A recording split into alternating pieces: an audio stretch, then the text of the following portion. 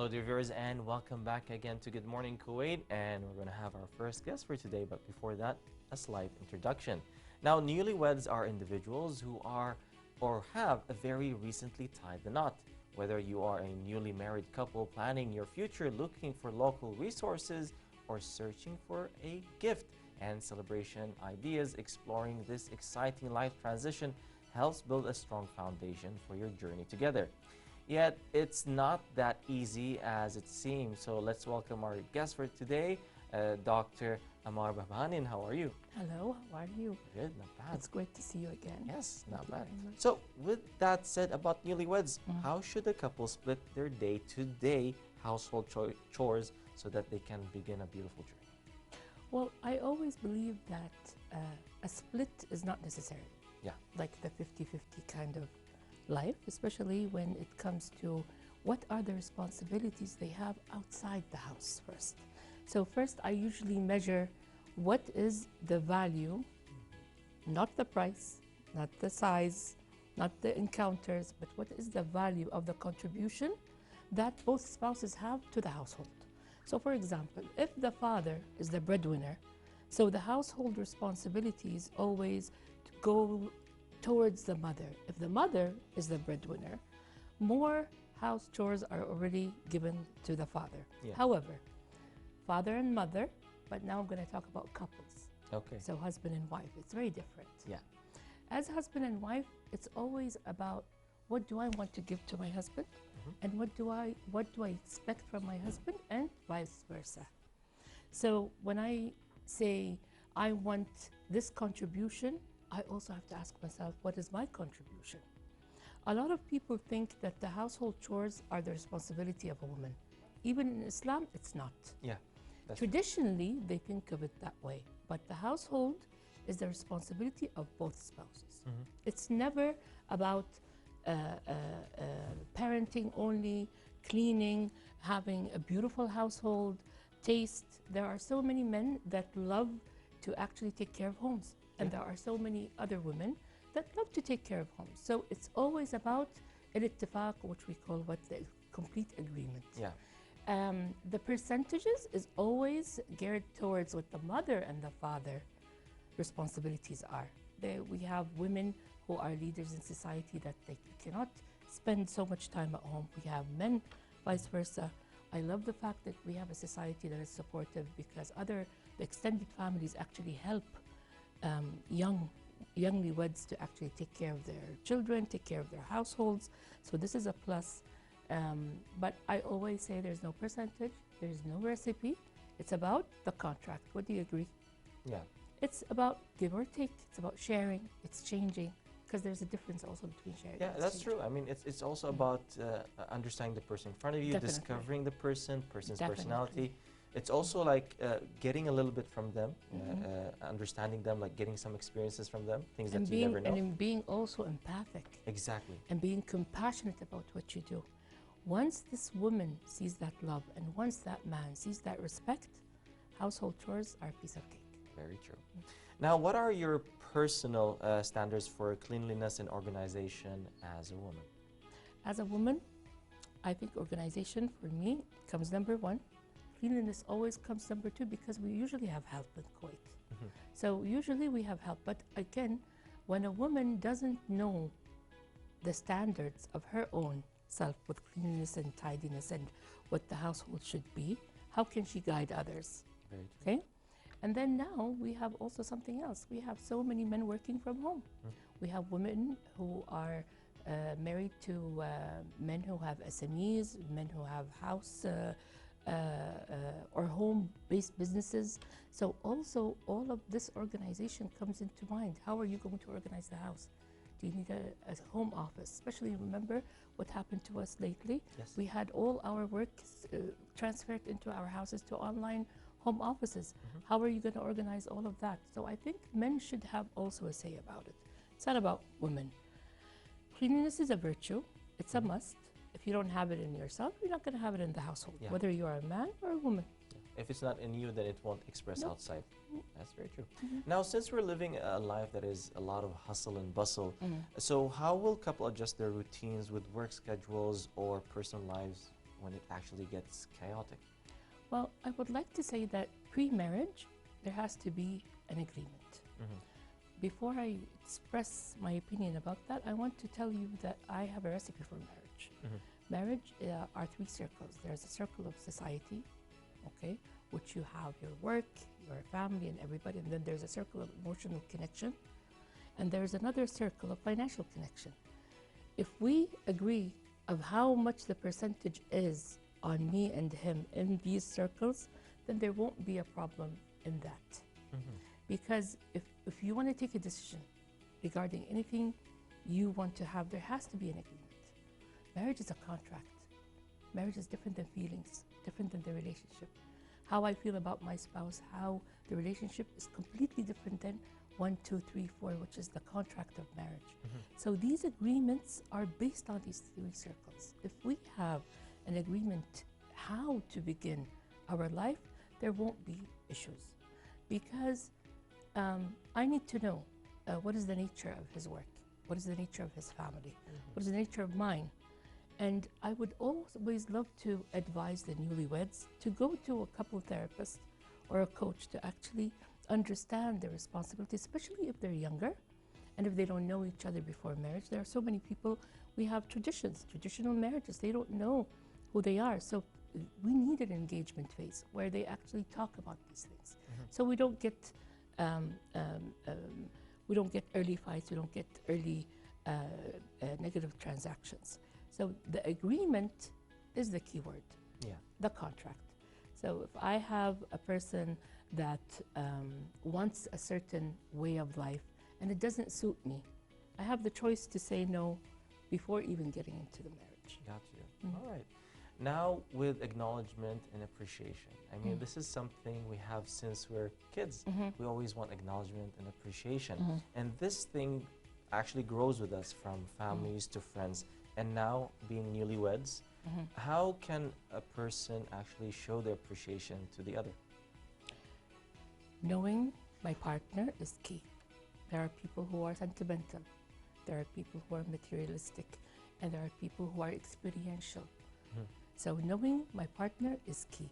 There's nothing wrong with all three, because sentimental value, there is also the financial value of it, and there's also the experiential value of it.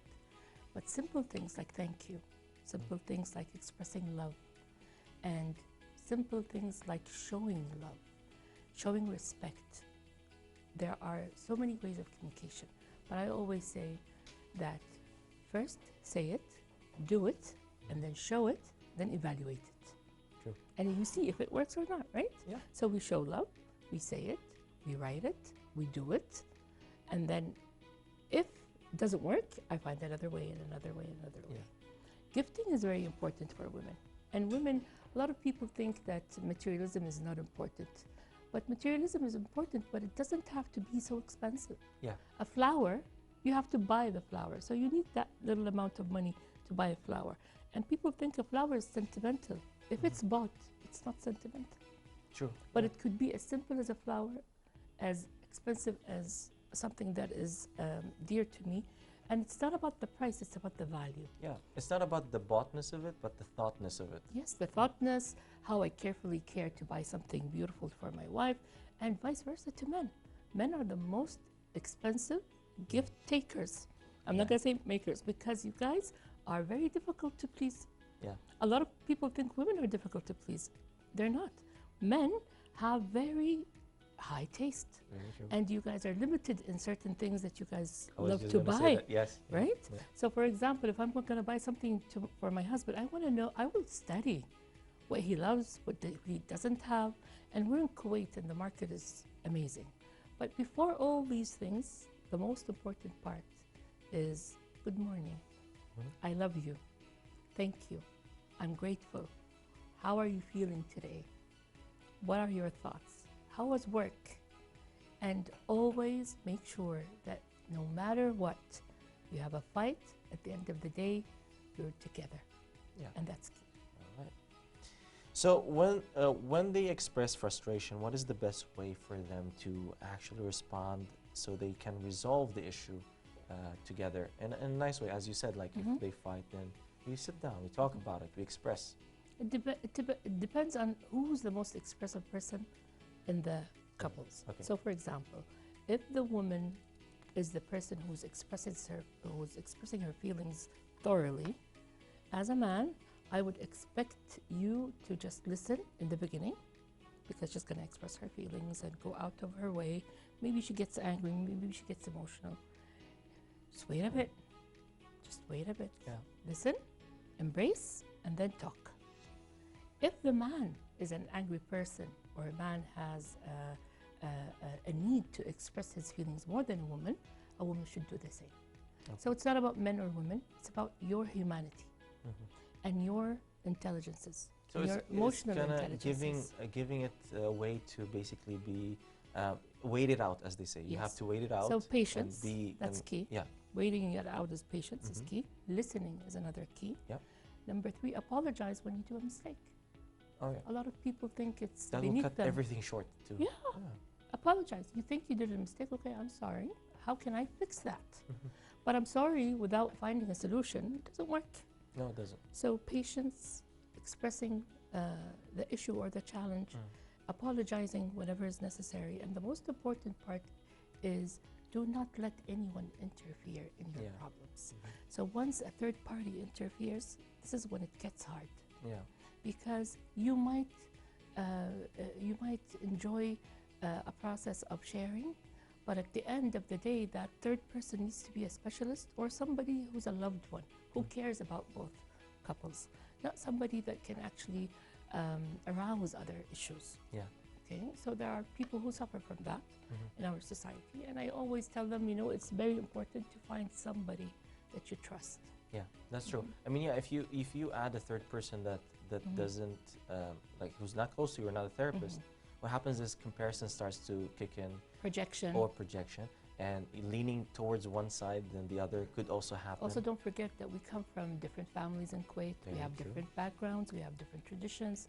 What works for me doesn't work for my friend, doesn't work even for my cousin. Very true. So we're a melting pot, and that's what's wonderful about Kuwait.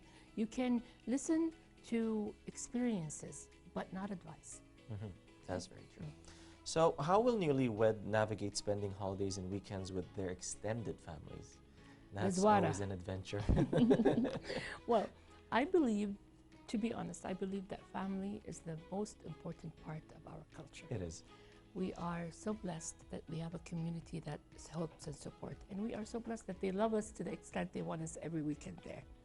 But I am pro not having extended family time during the weekends, and instead do it in the weekdays after working hours. Because especially if the newlywed work, so you finish on Thursday, you only have probably half a day because you need to be with her family, with your family. It's fun when the family is, you know, one, but really you're splitting yourself. Exactly. But there's also time for your well-being, time for your children alone. So I would rather think that if we have an agreement with our families where we can have our zwaras in the middle of the week, especially when the kids grow older, you know, that would be effective. If we can't have it except in weekends, I would love it to be on breakfasts. Like, why not begin the day with my family? Instead of having lunch until 5 or 6 or having the dinner until night, I would love to have brunches with family. Let's do it brunch. That's true. And it's fun, especially in winters, we can go out and all of that. What's good about the time of the brunch, that it leaves you at least with 7-8 hours where you can actually do an activity with your family. When we have when we're sharing time with our families in the midst of the day, you have limited time in the morning, you might want to sleep, right? So you have limited time in the morning to do something, and limited time after 6 to do something. But if we actually change that culture to brunch or early lunches like before, Kuwaitis used to have lunch at 12. Yeah. I don't know what happened, and suddenly, It just you know, disappeared for some reason. yeah, and suddenly our zwar is at 3 o'clock or 4 o'clock. So we would love to get that back, you know, and it's not something not traditional. The 12 o'clock lunch/brunch, and enjoy our times with our family, and then also enjoy our times with our spouses. All right. So a last message to our dear viewers, especially the newlyweds. What would you tell to them? I would tell you to take care of yourselves first so you can take care of others. Always have love and respect and compassion and passion towards each other. Please choose the right time to speak to one another, and don't forget that the foundation of true marriage is not love, but actually compassion. Thank you very much. All right, thank you so much, and we hope to see you soon again right here. Thank you. It's been a lovely actually interview with you, and I hope to actually have a a more extended a conversation about this. Why not? Thank all right, thank you so much, Doctor. See you soon. Thank you. All right, all thanks to our guest for today, and she is an amazing, actually, Dr. Amar Behbehani, who is the Chair Department Design of College and Architecture of Kuwait, founder of Shore Consultancy of Human Innovation. But with that, how about this? We'll take a short break and we'll be back for more.